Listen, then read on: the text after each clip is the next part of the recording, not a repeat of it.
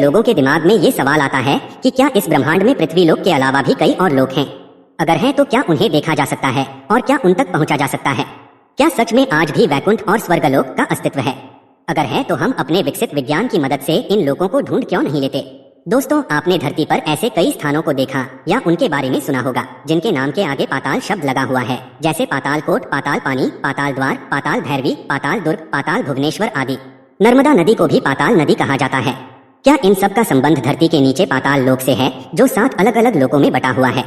अपनी जिज्ञासा को शांत करने और इन सभी प्रश्नों के उत्तर खोजने के लिए हमने लगभग 7 अलग अलग स्रोतों का विश्लेषण किया और तब जाकर जो आश्चर्यजनक तथ्य हमें पता चले वह इस वीडियो में आपके सामने रखेंगे। दोस्तों, हम और आप जिस लोक में रहते हैं इसमें हमारी इंद्रियां इतनी सीमित हैं कि हम ब्रह्मांड की कई चीजों को ना देख सकते हैं और ना ही सुन सकते हैं। आज का विज्ञान भी यही बात कहता है। ब्रह्मांड में ऐसे अनगिनत रहस्य हैं जिनका पता हम वैज्ञानिक तरीकों से भी नहीं लगा सकते। आज मंगल ग्रह तक जाने में हमें कई महीने लग जाते हैं, जबकि हमारे धर्म शास्त्रों में हजारों बार इस बात का जिक्र है कि ऋषि मुनि अपनी यौगिक शक्ति से अंतरिक्ष को पार करके स्वर्ग लोक की यात्रा केवल कुछ क्षणों में कर लेते थे। वशिष्ठ और विश्वामित्र जैसे महान ऋषि अपने शरीर सहित कई बार पृथ्वी से स्वर्गलोक जाते थे और वहां होने वाली सभाओं में हिस्सा लेते थे। इस वीडियो में आगे हम आपको वैकुंठ लोक से जुड़ी कुछ खास जानकारी देंगे और आपको बताएंगे कि भगवान विष्णु का यह लोक कहां पर स्थित है, पृथ्वी से कितनी दूरी पर है और मनुष्य इस लोक में कैसे जा सकता है। इसके साथ ही आपको स्वर्गलोक और पृथ्वी के नीचे स्थित 7 लोकों के विषय में, नागलोक तथा भगवान शंकर के पाताल स्वरूप के विषय में विस्तृत जानकारी देंगे। इसके अलावा आप ये भी जानेंगे कि भगवान शंकर के गले में लिपटा सांप किस लोक का राजा है और उस लोक में और कौन कौन से विशेष जीव रहते हैं। वेद ग्रंथों और पुराणों के अनुसार हमारे ब्रह्मांड में 3 लोक और 14 भुवन हैं और भगवान विष्णु का वैकुंठ लोक इन तीनों लोकों और 14 भुवनों से ऊपर है। आइए सबसे पहले हम वैकुंठ लोक के बारे में जानते हैं। भगवान विष्णु के लोक वैकुंठ को ब्रह्मांड से बाहर और तीनों लोकों से ऊपर बताया गया है। यह लोक ब्रह्मांड से 3 गुना बड़ा है। वैकुंठ अत्यंत सुंदर स्थान है और यहाँ पर रहने वालों का जीवन भी उतना ही सुंदर है। इस लोक में पहुँचने को ही मोक्ष कहा जाता है, क्योंकि यहाँ पहुँचकर आत्मा को एक दिव्य शरीर प्राप्त होता है और वह जन्म मृत्यु के बंधन से छूट जाती है। वैकुंठ की देखरेख के लिए भगवान के 96 करोड़ पार्षद तैनात हैं। इस लोक के बीच में भगवान विष्णु व देवी लक्ष्मी कमल के फूल के ऊपर विराजमान हैं। दोस्तों, वैकुंठ की दूरी पृथ्वी से लगभग 4 पदम 10 मील 40 खरब किलोमीटर से भी ज्यादा है। आज हम अंतरिक्ष में सबसे तेज 39,000 किलोमीटर प्रति घंटे की रफ्तार से सफर कर सकते हैं। अगर हम इस रफ्तार से भी वैकुंठ लोक की तरफ बढ़ें तो भी हमें इस दूरी को पूरा करने में 12 लाख से ज्यादा सालों का समय लगेगा। यानी आज की तकनीक के हिसाब से तो वैकुंठ लोक तक पहुंचना असंभव है। भगवत गीता के 8वें अध्याय में श्री कृष्ण अर्जुन को कहते हैं, हे अर्जुन, ब्रह्मलोक सहित सभी लोग पुनरावर्ती हैं, परंतु हे कुंती पुत्र, मुझको प्राप्त होकर पुनर्जन्म नहीं होता, क्योंकि मैं कालातीत हूँ। इसका अर्थ हुआ वैकुंठ धाम कभी नष्ट नहीं होता। इसके अलावा जितने भी लोक और भुवन हैं, यहाँ तक कि ब्रह्मलोक भी सृष्टि के साथ समाप्त होते हैं और फिर से बनते हैं। दोस्तों, जब हम 3 लोक की बात करते हैं तो इसका तात्पर्य पृथ्वी लोक, आकाश लोक और पाताल लोक से होता है। विष्णु पुराण में बताए 14 लोकों में से 7 लोकों को ऊर्ध्वलोक और 7 को अधोलोक कहा गया है। आकाश लोक पृथ्वी के ऊपर है और पाताल लोक पृथ्वी के नीचे। समझने के लिए अगर पृथ्वी को आधार मान लें तो पृथ्वी के ऊपर आकाश लोक 6 लोकों में बटा हुआ है, जबकि पृथ्वी के नीचे का पाताल लोक भी 7 लोकों में बटा हुआ है। इन सभी को मिलाकर 14 लोक अर्थात 14 भुवन बनते हैं। दोस्तों, हमारी पृथ्वी, जिसे हम मृत्यु लोक भी कहते हैं, आकाश लोक और पाताल लोक के बीच में स्थित है। गरुड़ पुराण के अनुसार जिस व्यक्ति ने अपने जीवन में अनैतिक कर्म किए हैं वे मृत्यु लोक पर दोबारा जन्म लेते हैं और जो अच्छे कर्म कर मोक्ष को प्राप्त कर लेते हैं वह वैकुंठ लोक में स्थान पाते हैं। दोस्तों, आइए प्रथम भाग में हम पृथ्वी के नीचे स्थित 7 लोकों के बारे में जानते हैं।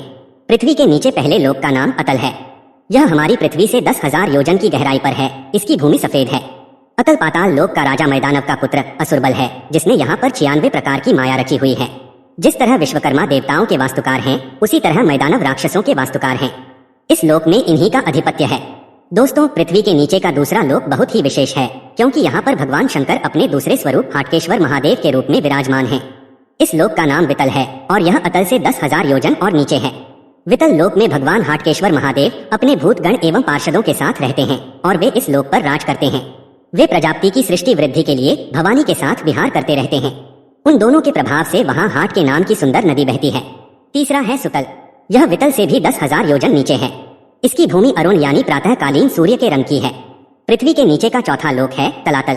यह सुतल से 10,000 योजन और नीचे स्थित है। इस लोक में दानव राज मय रहता है, जो इस लोक में शासन करता है। मय दानव विषयों का परम गुरु है और अपनी माया से हर तरह की रचना करना जानता है। कहते हैं कि उस काल की आधी दुनिया को मय ने ही निर्मित किया था। पृथ्वी के नीचे 5वें अधोलोक का नाम महातल है, जो तलातल से 10,000 योजन नीचे है। इसकी भूमि ककरीली है। महातल में कश्यप की पत्नी से उत्पन्न हुए अनेक सिरों वाले सर्पों का क्रोधवश समुदाय रहता है। उनमें तक्षक, कालिया, सुषेण और कहुक प्रधान नाग हैं। तक्षक का जिक्र महाभारत ग्रंथ में भी है।